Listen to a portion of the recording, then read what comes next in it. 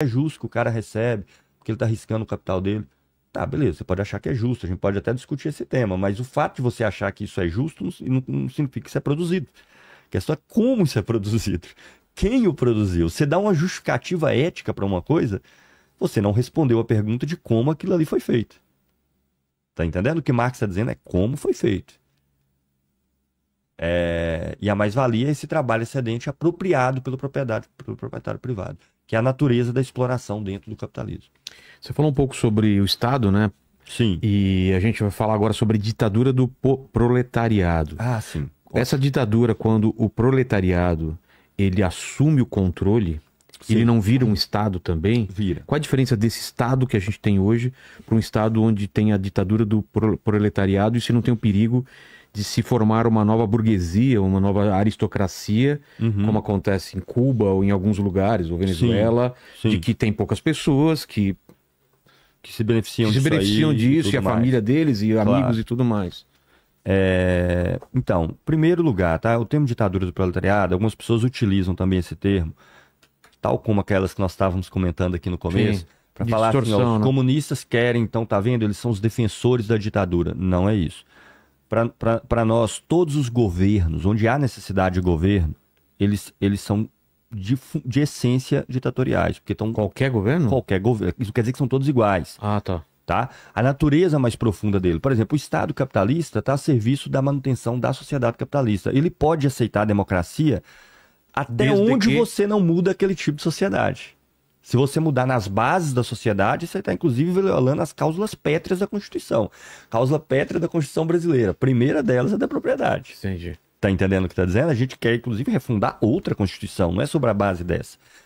Então, a gente entende, chama de ditadura proletária, nós somos honestos. Nós estamos falando que isso aqui é um governo dos trabalhadores a serviço, só que a menor maioria da sociedade... Desculpa, não sei se vai atrapalhar o seu raciocínio, mas se a gente mexe no direito à propriedade, a gente não gera um caos, uma insegurança total. Tipo, eu não tenho mais direito à minha casa. Não, mas a propriedade aqui é a grande confusão que se cria. Não é dos bens de consumo, é dos bens de produção. Ah, tá. Tá entendendo? É dos bens de produção e das grandes empresas. É dos bens necessários para se produzir algo. Entendi. É isso que é propriedade social. Propriedade social é a propriedade da máquina que produz o carro. Não é do carro que a pessoa adquiriu. Tá entendendo?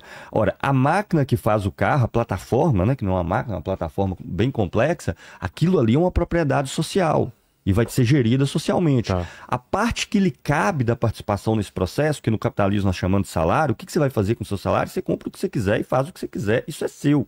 Só que essa é uma propriedade de consumo. Inclusive uma casa, um sítio, alguma coisa. Uma casa, um sítio, qualquer coisa. Isso é uma propriedade de consumo. Tá. Diz respeito a um bem para o consumo individual. É diferente de um bem para a produção social. Entendi. Tá entendendo a diferença? Então, quando a gente fala de expropriação, nós estamos falando só disso. Única e exclusivamente.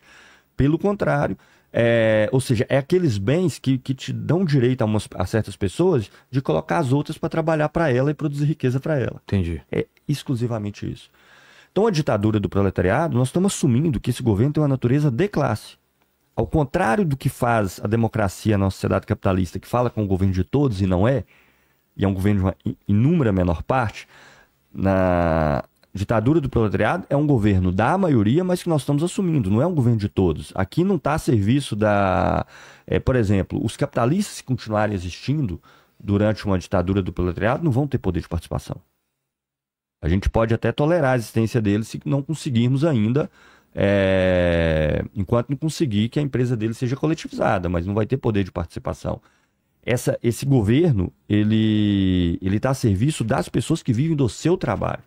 E quer criar uma sociedade onde todas as pessoas sejam produtores e possam, assim, ter participação nesse governo. E é um governo que envolve poder, porque a classe capitalista ainda existe mundialmente. O que aconteceu após a Revolução Russa? O mundo inteiro se voltou contra ela para poder destruí-la.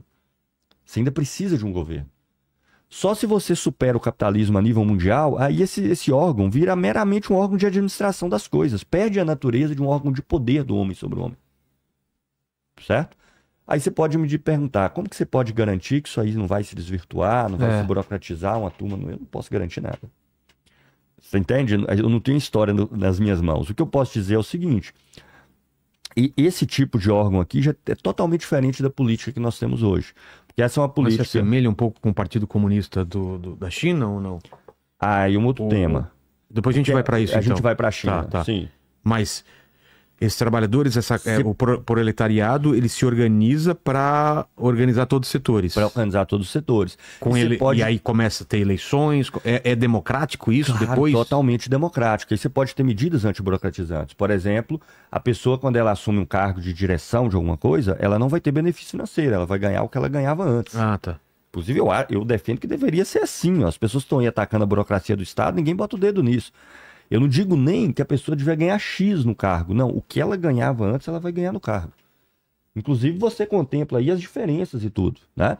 Porque você fala assim, vai ganhar 20 mil reais. Tá, mas para quem ganha 2, passar para 20... Então, elas vão ganhar... Elas teriam mandatos revogáveis a qualquer momento. Revogabilidade imediata. Porque aqui você tem conselhos... que não é uma política separada. Você está gerindo a produção, para onde vai o recurso, quais são as prioridades, são as pessoas que estão eleitas a fazer alguma coisa, não tem benefício financeiro, mandatos revogáveis a qualquer momento, por meio de órgãos que tem tudo para ser atuante, porque agora a pessoa está tomando decisão do que influencia diretamente na vida dela. Por exemplo, está tendo melhoria técnica aí, inteligência artificial. Nós vamos ter uma redução de 50% na jornada de trabalho, ou eu prefiro trabalhar um pouco mais e receber mais? São decisões sociais que vão ser tomadas e a pessoa vai fazer experiência com a decisão que ela tomou. Não é igual a política, que tanto faz normalmente em quem você votou, que não tem consequência imediata e direta nenhuma na sua vida.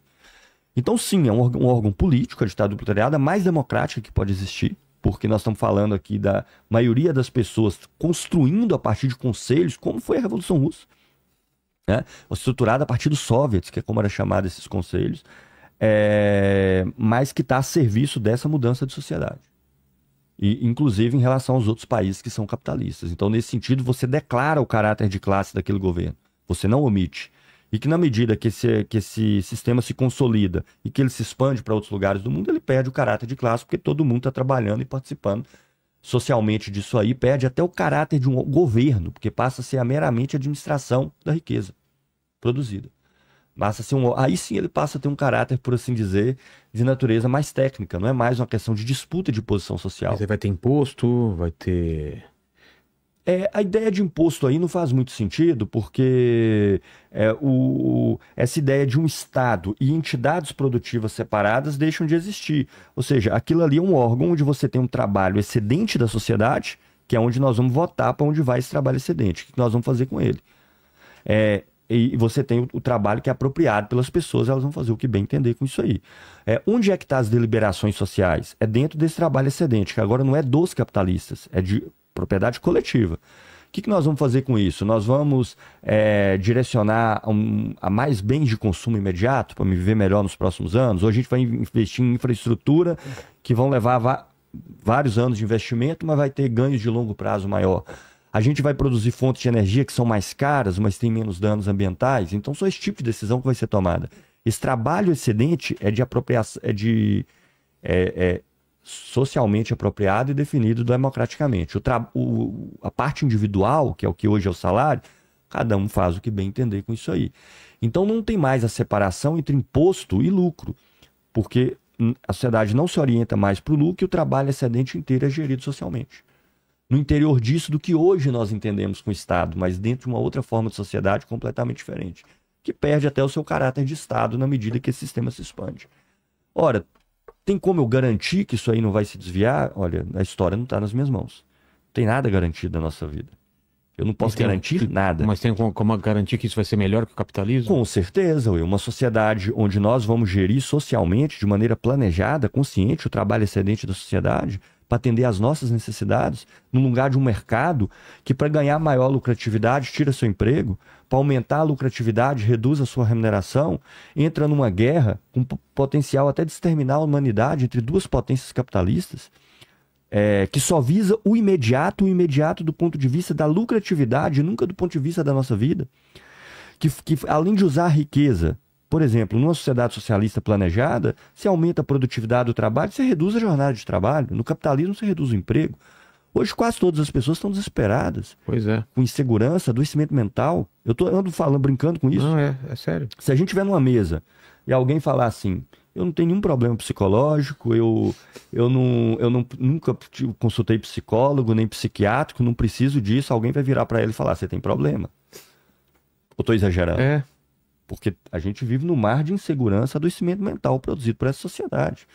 Então, como a sociedade comunista, socialista, vai ser o paraíso na Terra? Não, nós estamos falando de identificar os problemas que o capitalismo tem e as soluções que nós podemos ter em relação a esses problemas sociais do capitalismo. As pessoas vão continuar com seus dramas individuais. Ela vai ter que resolver o que ela vai fazer da vida, se ela vai querer casar ou não, os problemas dela, ela vai poder se dar bem nas atividades que ela faz ou não. As pessoas no socialismo podem ser muito bem bonificadas pelas conquistas que ela tem. Se acabei de fazer uma descoberta aqui que vai ter um impacto social enorme, por que não você pode ser bonificado por isso? Não tem nada de todo mundo vai ter salário igual, necessariamente. Você pode ter remunerações diferentes com relação à sua qualificação, para estimular as pessoas a ter qualificações maiores. É no capitalismo que isso não acontece. O capitalismo, quem faz as descobertas, não é o dono das empresas, são os trabalhadores das empresas, os trabalhadores altamente qualificados em pesquisa e desenvolvimento. A patente não é de quem descobriu, é da empresa, que vai ganhar milhões em cima disso no futuro. Aqui subverte tudo, é a sociedade mais antimeritocrática. É a sociedade onde você não tem absolutamente nenhuma garantia, onde a riqueza se volta contra nós e não está a nosso serviço. Né? Eu acho que não tem nem como comparar uma coisa com a outra. A dificuldade é fazer, isso eu admito. Então, e o que mais próximo disso a gente chegou? Nas experiências que a gente teve no decorrer do tempo? E qual é a crítica e qual é a resposta para as críticas que dizem que isso é uma coisa utópica, que se é tão bom porque até hoje não foi implantado, ou que isso é impossível de ser implantado? Claro. Bem, eu entendo a crítica de que é utópico porque nós vivemos na sociedade, nos adaptamos com ela. Distópica. Uma sociedade distópica. Distópica. E a naturalizamos, né? É natural que as pessoas pensem assim. Agora, se nós olharmos para a história, a sociedade mudou o tempo todo. A sociedade se alterou o tempo inteiro, ela se transformou o tempo todo. As coisas que hoje nós achamos que sempre vai ser assim, há 500 anos atrás não fazia nenhum sentido. E o pessoal pensava também a mesma coisa. Pensava a mesma coisa. Vai ser sempre assim. Vai ser sempre assim. Eu duvido que o imperador romano acreditava que um dia o Império Romano ia ruir, né? Exato. O meu conselho aí é analisar o mundo numa perspectiva histórica. Né? Quem viveu no Brasil Império achou que o Império nunca ia acabar. Quem viveu durante a colonização de Portugal achou que o Brasil ia ser uma colônia eternamente. Na época da sociedade de classe baseada na dominação direta, né? Vínculos de vassalagem, escravidão, imaginava que a sociedade sempre seria dessa forma. E queira ou não, o capitalismo foi em sua época uma conquista. O capitalismo se implantou no mundo pela via revolucionária. Os conservadores que nós temos hoje no Brasil, nessas correntes que veio desde Edmund Burke, que era o inglês, pai do conservadorismo, Burke só pôde ser um conservador porque a Inglaterra já tinha feito a sua revolução em 1688. Então agora eu posso defender o desenvolvimento do capitalismo lento e gradual, onde cabeça de rei foi cortada. Pois é. Tá entendendo? Então, o capitalismo se estabeleceu por revoluções. Para estabelecer o capitalismo, a família tradicional teve que ser destruída. Os conservadores aí acham que são defensores da família tradicional. A família tradicional é a família de sangue. É a família onde o sobrenome determina quem você é. Se você não tiver o sobrenome X, você não pode ter nem terra. E para quebrar isso aí foi preciso revoluções. Né? Então eu acho que a própria existência do capitalismo, que surgiu e se desenvolveu em cima de revoluções violentas, inclusive, para destruir uma sociedade baseada em títulos herdados de maneira hereditária, de sangue, famílias que tinham títulos eternos de propriedade,